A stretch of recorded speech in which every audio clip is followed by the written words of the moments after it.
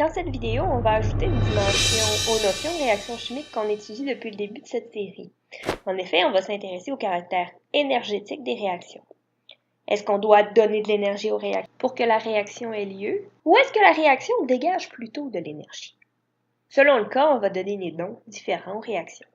On va parler de réactions endothermiques si on doit donner de l'énergie et des réactions exothermiques si la réaction dégage de l'énergie. Un petit truc pour s'en souvenir. Donc, endo, en dedans, donc l'énergie va dans la réaction, on doit lui en fournir. Et exo, extérieur, l'énergie sort de la réaction, elle en dégage. Certains signes observables vont nous permettre de reconnaître une réaction endothermique ou exothermique. Par exemple, si la température augmente ou qu'il y a la production de lumière. Là, on va avoir une réaction exothermique. Si on sent plutôt une diminution de la température, on aura une réaction endothermique. L'ensemble des réactions qu'on étudie depuis le début du secondaire peuvent être classées selon ces deux types de réactions. Prenons par exemple les changements d'état. Bien, on peut les séparer entre endothermique et exothermique. Si on regarde les réactions endothermiques, donc qui demandent un apport d'énergie, on a la fusion, la sublimation et la vaporisation. Donc, ce sont des changements d'état où on doit fournir de l'énergie pour qu'ils aient lieu. De l'autre côté, on a les réactions exothermiques, donc qui dégagent de l'énergie. On a la solidification, la condensation solide et la condensation liquide. Les dissolutions qu'on a vues en secondaire 3 peuvent également se classer dans une ou l'autre des catégories selon la substance qui est dissoute. Si on dissout du NaOH dans l'eau, par exemple, même en petite quantité, ça va libérer de l'énergie. Le bécher va devenir chaud. Si au contraire, on dissout du chlorure d'ammonium, NH4Cl, dans de l'eau, le bécher va devenir froid. On va exploiter ce principe-là dans les handstand cold pack et handstand hot pack. Ces deux pochettes-là sont constituées d'eau, essentiellement, et d'un sel. Et lorsqu'on va briser la pochette d'eau, on va dissoudre ce sel-là. Et dans le cold pack, on va avoir une réaction qui est endothermique, donc la poche va devenir froide. En général, ça va être du nitrate d'ammonium qui va être à l'intérieur. Puis, dans le instant hot pack, ça va être du sulfate de magnésium qui va être une réaction exothermique et qui va dégager de l'énergie, donc ma pochette va devenir chaude. On parle depuis le début de réactions qu'on connaît ou de manifestations qu'on est capable d'observer, mais si on te donne uniquement une réaction chimique, comment on fait pour savoir si c'est une réaction endothermique ou exothermique? La première façon d'identifier une réaction endo ou exothermique, c'est de regarder si dans l'équation, on nous place de l'énergie. Donc, soit tu as la mention chaleur, énergie ou une quantité, donc une valeur en kilojoules qui correspond également à de l'énergie. Si elle est située du côté des réactifs, c'est une réaction endothermique. Si la mention d'énergie est du côté des produits, alors c'est une réaction qui est exothermique. Si on n'a pas cette mention d'énergie, on va devoir la calculer nous-mêmes en faisant un bilan énergétique.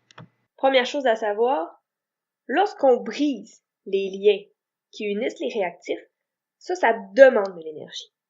Et lorsqu'on va former de nouveaux liens dans les produits, cela libère de l'énergie.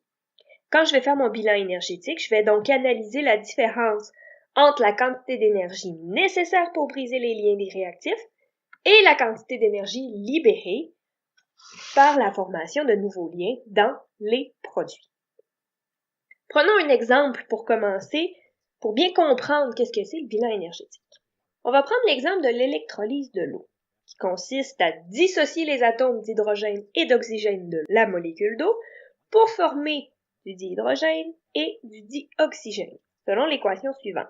2 molécules d'eau va nous donner 2 molécules de dihydrogène et 1 molécule de dioxygène. Donc, lorsque je coupe les liens entre les atomes d'oxygène et d'hydrogène dans la molécule d'eau, voyez, on a 4 liens à briser. Cela demande 1856 kJ d'énergie. que je dois donner pour briser mes deux molécules d'eau. De l'autre côté, je vais devoir former une double liaison entre mes deux atomes d'oxygène et former deux liaisons simples entre deux atomes d'hydrogène dans mes deux molécules de dihydrogène. Cela va libérer 1368 kJ d'énergie. Dans le cas qui nous intéresse, la quantité d'énergie pour briser les liens est supérieure à l'énergie libérée par la formation des nouveaux liens. On a donc un bilan qui est positif. On fait 1856 moins 1368, ce qui nous donne un bilan de plus 488. On a une réaction qui est endothermique.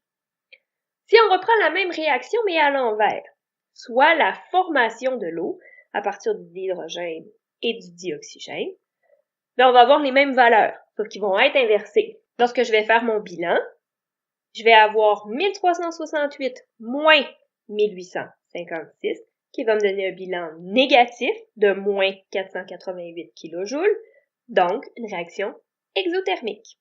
Ça fait pas partie du programme de secondaire 4 de faire les bilans énergétiques.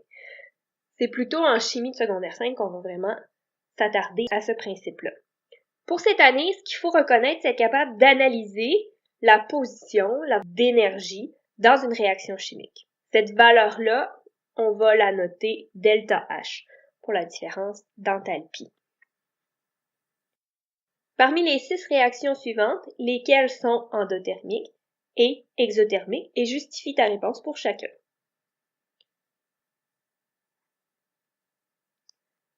Donc la réaction 1, elle est endothermique parce que la chaleur, donc l'énergie est du côté des réactifs. La deuxième équation, l'énergie est du côté des produits, donc c'est une réaction exothermique. La troisième, l'énergie également du côté des produits, donc exothermique.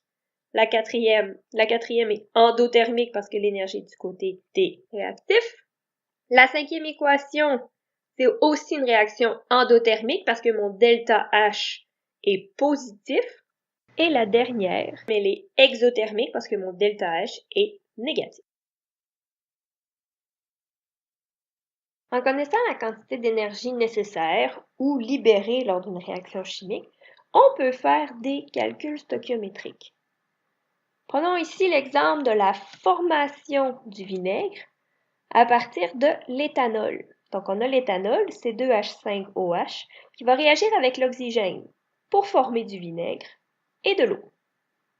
Ça va être la réaction qu'on va retrouver lorsqu'on dit que le vin est bouchonné. Donc l'alcool s'est transformé en vinaigre parce que l'alcool est entré en contact avec l'oxygène. La réaction de la formation du vinaigre dégage 343 kJ.